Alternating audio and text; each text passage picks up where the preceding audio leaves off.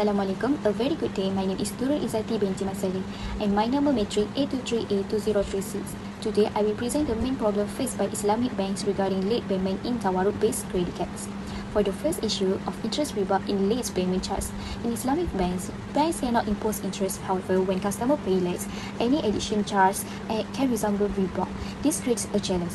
Bank must discourage late payment but cannot charge interest like penalty.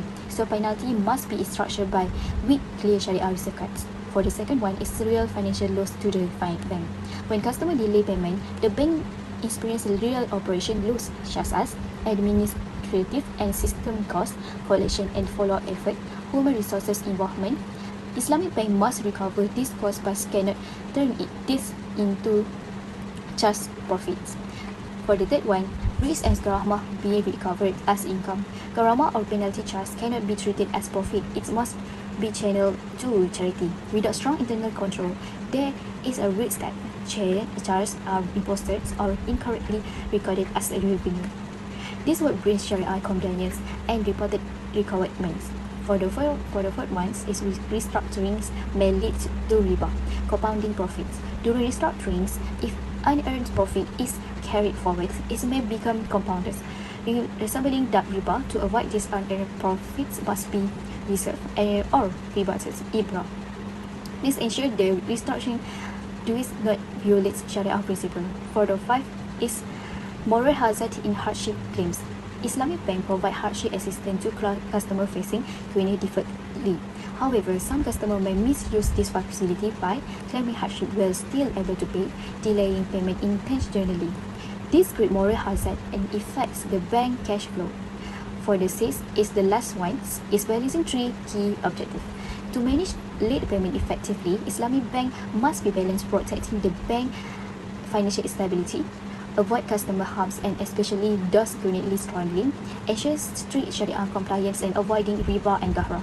This balancing act is the central challenge in managing Tawarruq credit cards late payment. So the conclusion is, late payment issued in Tawarruq credit cards involve Sharia, operational and financial risk. Islamic bank must be implying mechanisms that offend transparent. Assalamualaikum warahmatullahi wabarakatuh. My name is FATIN ZAHIRAH binti MOHAMAD YATIM and my matric number is A23A1969. I will explain key Sharia maxim grading charges in Islamic banking.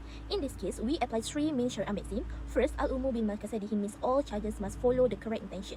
Ta'wid should only recover actual loss, while gharamah must be directed to charity. Second, al-yaqin la yazulu bi al-shak ensure that every charge must be based on certainty. The bank must prove actual loss and the customer must prove hardship. Third, al-mashaqqa tajlibu al-taysir requires the bank to ease junior hardship through restructuring or moratorium. So, supporting all of this is al-dara yuzal, which eliminate harm from both sides, like protecting the bank from loss and protecting customers from unnecessary burden. Thank you. Hi, my name is FARAH binti ZAMRI and my matric number is A23A1979. So I will continue with analysis. Through this maxim, we can see that Sharia provides a complete solution to the late payment problems. Ta'wid is limited to actual proven losses, so it does not become a riba. Gharamah is channeled to charity, avoiding any unjust enrichment to the bank. Restructuring becomes Sharia compliant when the bank recalculates a clean principle and remove unearned profit, preventing compounding and gharar. Hardship relief support the maqasid principles of preserving wealth and ensuring fairness. With proper SOPs, pricing worksheets, and Sharia officers' approval, the entire process becomes transparent, auditable, and free from riba, gharar, and also dara. Assalamualaikum warahmatullahi wabarakatuh. My name is Muhammad IKHWAN bin SAMSURAZIL. My matric number is HTA978. Today I want to present my part decision of the judgment with a recent counter argument.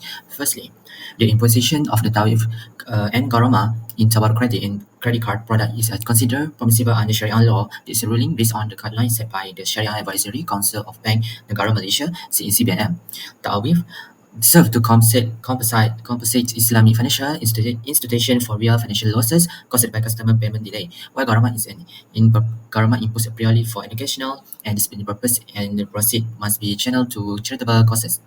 Both mechanisms are not meant to generate profit and income for the bank, but to hold justice and fairness between institution and customers. The next, the maxim al-umul bil maqasid reinforce the purpose of this charge is to uphold justice, stability, and the provision and of will in the Islamic financial system. For the customer, experiencing genuine financial hardship, the maxim al-mashaqqah tajibul al-taysir require bank to offer its such as moratorium or payment restructuring. In line with Quran, which are common given to debtor in difficulty. Authors sound circular worry about the similarity to riba and the structure of tariff gharama as amended by CBNM avoids such element. Their application in Tawarruq credit card lines with Qawaid, Fiqhiyyah and Maqasid Sharia ensure justice, removing haram and protecting property without enabling usury. Usually, this strengthens the integrity of the Islamic financial system by balancing the interests of both bank and customer. Next, I will present about the remedies. The first one, the dual fee system. Late charge are split into two, which is the first one is Ta'wid. Ta'wid covers the IFI's actual administrative and collection basis. The second one is Gharamah. Gharamah is a separate punitive fine intended only for deterrence. This dual system is essential to prevent the charge from being categorized as riba. The second one is a rule for income and allocation. Ta'wid can be recognized as IFI income, but only up to the amount of the actual loss. The entire amount of Gharamah is strictly prohibited as IFI income and must be channeled directly to charitable organisation. The last one is application rule. The charge apply only to debt from exchange contract like murabahah and court. Crucially, the fee can only be imposed after the contract maturity date has passed, establishing it as a penalty for default. My name is NORSYAZLIANA binti AHMAD SAZARUDIN. My number matric is A23A2026. Next, I would like to present about residual risk. First, we have operational risk, which is inaccurate calculation. The bank may fail to correctly calculate and remove all the unearned profit of miscalculate the actual ta'wid loss. The results show new contract inadvertently capitalized prohibited elements, making it non-compliant. Second, we have moral hazard risk, which is the debtor may be incentivized to default again, which is repeatedly default, knowing that the bank is mandated to provide a clean slate and IBRA rebate, reducing the debt burden. Last but not least, legal enforceability risk. The new restructure agreement, especially Qard Hasan, might be less potent or more complex to enforce legal if the debtor default a second time, complicating the recovery process for the IFI. Thank you. Hello and Assalamualaikum. My name is Muhammad Hafizul bin Matripi and my metric number is A23A2047. So I will continue with the question and answer session. So for the first question, why is Ta'wid allowed but interest is prohibited? Ta'wid is allowed because it is strictly a compensation for actual and also proven losses. For example, administrative costs or collection expense that arise when a debtor delays payment, it does not generate profit. On the other hand, interest is prohibited because it represents the time value of money, which creates riba. Interest makes someone profit from a loan simply by the passage of time, which is not permitted in Sharia. Assalamualaikum warahmatullahi wabarakatuh. My name is NURUL binti Muhammad Zuhairi. My metric number A23A2073. I will answer questions about how do we ensure the gharama does not become income. Gharama is always credited directly into a designated charity general leader account and not into the bank income account.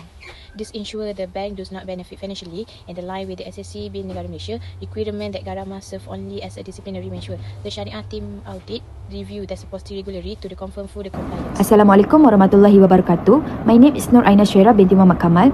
My metric number is A23A2040.